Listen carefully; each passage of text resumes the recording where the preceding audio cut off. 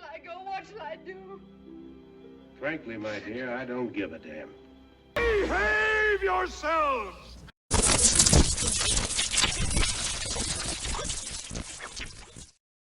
Hello, YouTubers out there. This is Jerry Saravia at the movies.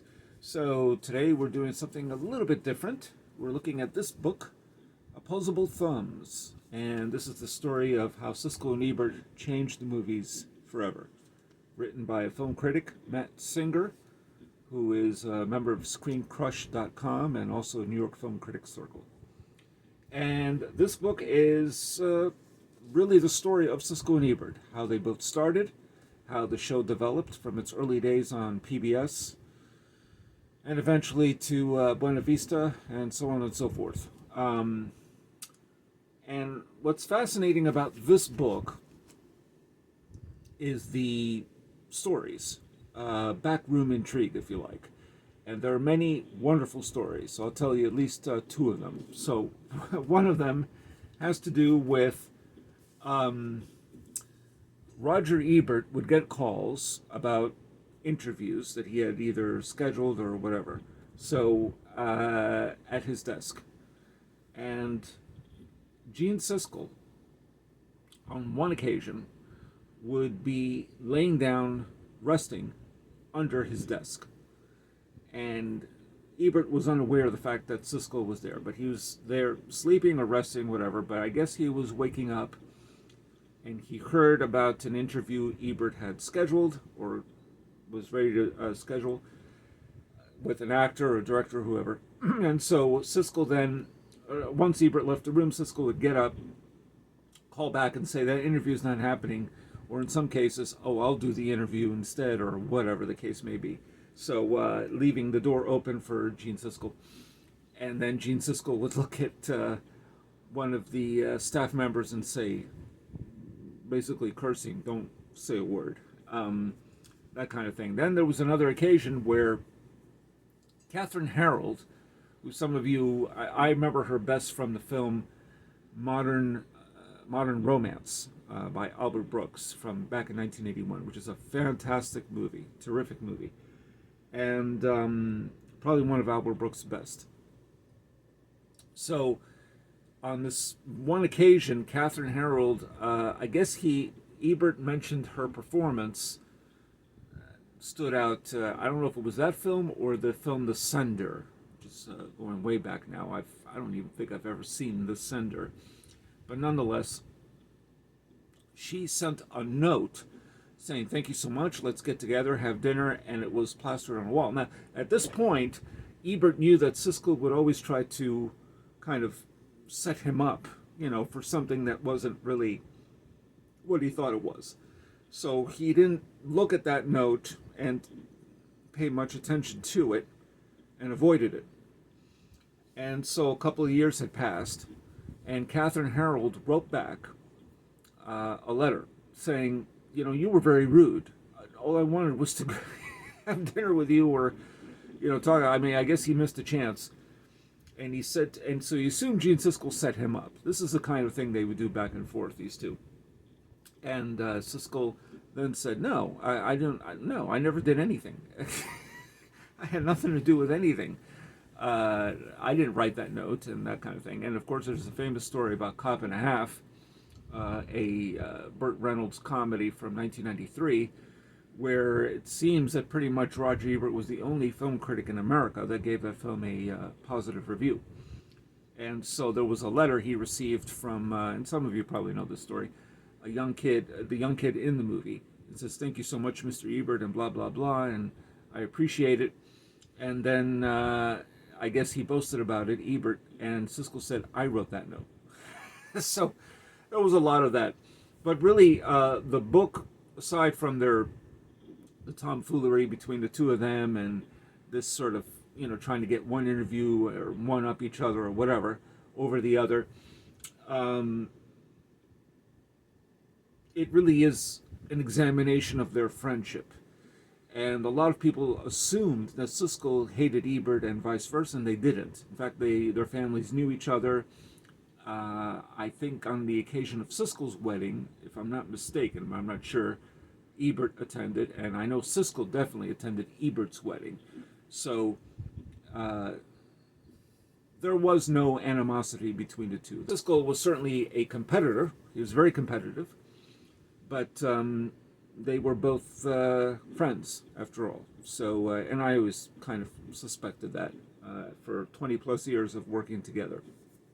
There was certainly a rivalry quite strong from the very beginning, because they wrote for different newspapers: Chicago Tribune, Chicago Sun-Times for Ebert, Tribune, of course, for Siskel. So there was a lot of that. Now, the reason I bring this book up, which I really enjoyed, and it's the kind of book you can always go back and reread, definitely, because it's really just full of all sorts of terrific gossip and, again, backroom intrigue. The reason I bring this up is that lately I've been seeing a lot of people, particularly mostly on Twitter, saying things like, and YouTube comments, Siskel and Ebert ruined film criticism, or the fallout of movie criticism began with Siskel and Ebert. And I would have to say, you know what? No, it did not. It didn't. It never did.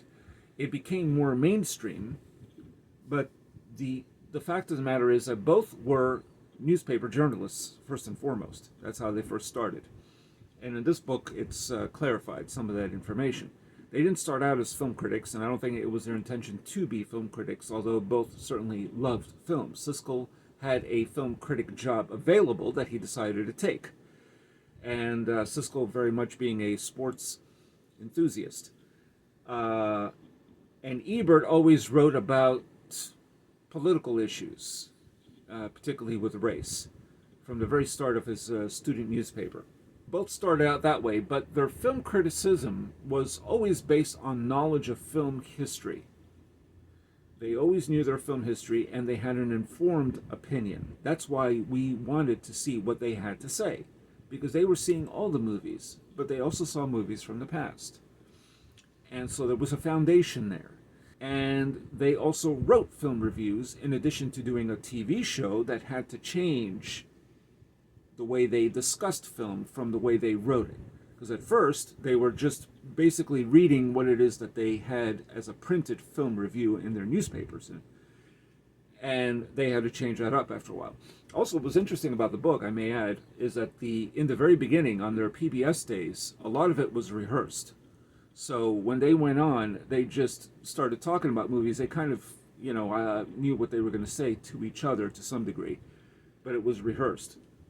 Eventually, they changed that, and the producers recognized that their banter they wouldn't know really what the other one thought about the movie, and that banter was it was definitely improvised, because they were talking about the film and arguing back and forth or agreeing or whatever, but it would seem done in real time. And that was fascinating, but they were not there was no fallout from film criticism for them. They became mainstream. They certainly became accessible. And they had their famous thumbs up, thumbs down routine, which initially started as yes or no for a movie, So the evolution is interesting. And today, it seems that if you are a film critic, they don't even call it film critic anymore, because YouTube is full of them. They just call themselves movie critics, or people that talk about movies. And like I've said before, I'm including myself in that camp as well, even though I've written film reviews for quite some time, and I used to be published, but that was 25 years ago. Nevertheless, you have to have some sort of foundation. And it just seems that today, a lot of them discuss movies like they would to any person that they see on the street, or their friends. And so they bring that to the table. They think, well, that's more real than the other. Well, that's Siskel and Ebert. They were saying what they were saying in real time to each other and arguing as a result. So it wasn't all by design, that is to say, it wasn't rehearsed like it was in the beginning. The movie criticism that I hear today is more the downfall than anything else. It's just, listen, If somebody asks me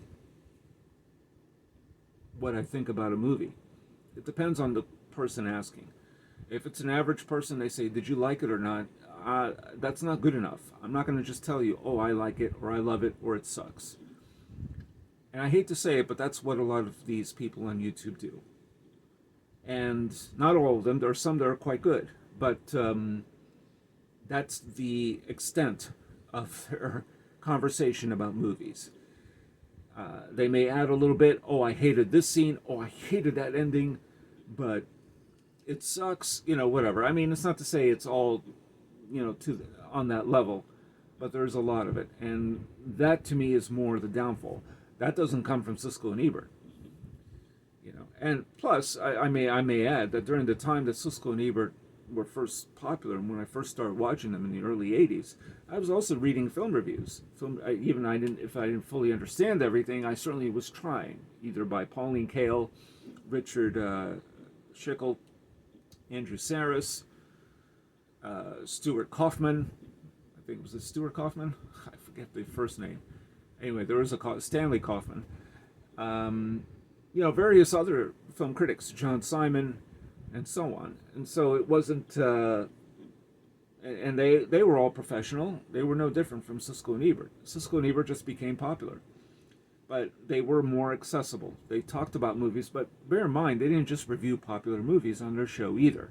They reviewed all sorts of movies, foreign films, independent films, whatever. And if it was an independent film really worthy of being pushed up to the front, so to speak, and worthy of being seen, they would highlight it. And they did that with several films. One, False Move, for example, from 1992, directed by Carl Franklin, starring Billy Bob Thornton, was a picture that they highly touted, but it wasn't very well known. It was a smaller picture.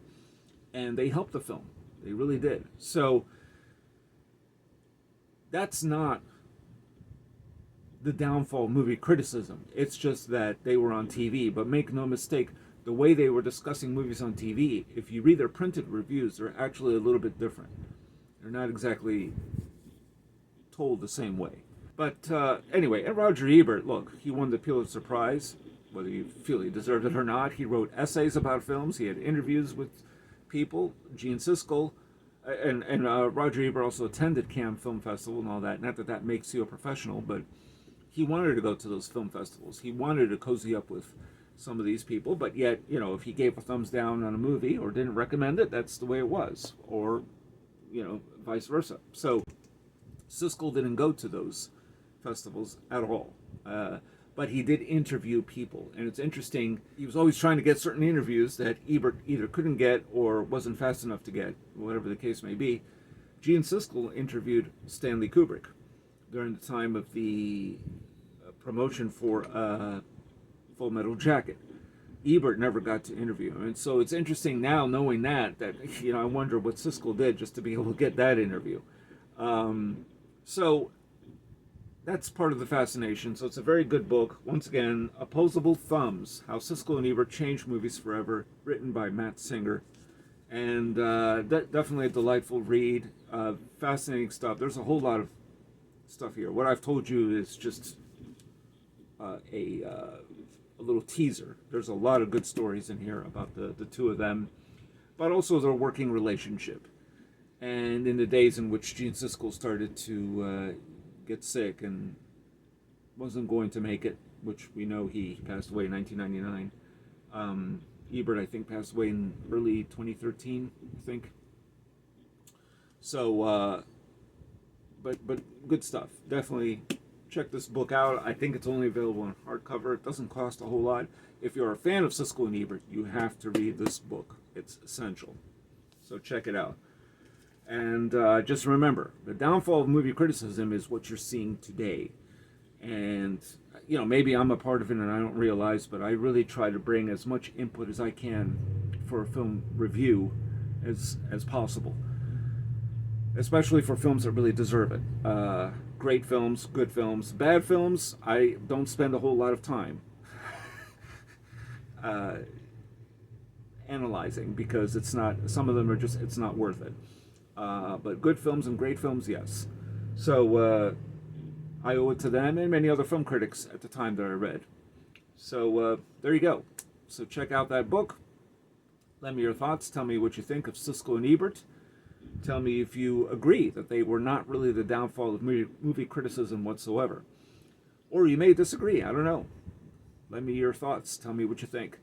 And if you're a subscriber, thank you. And please hit the notification bell for future uploads. If you aren't a subscriber, please do subscribe. I do review movies and film-related topics, and anything related to film pretty much is on this channel. So that's all I got to say about that. And this is Jerry Saravia at the Movies, signing off.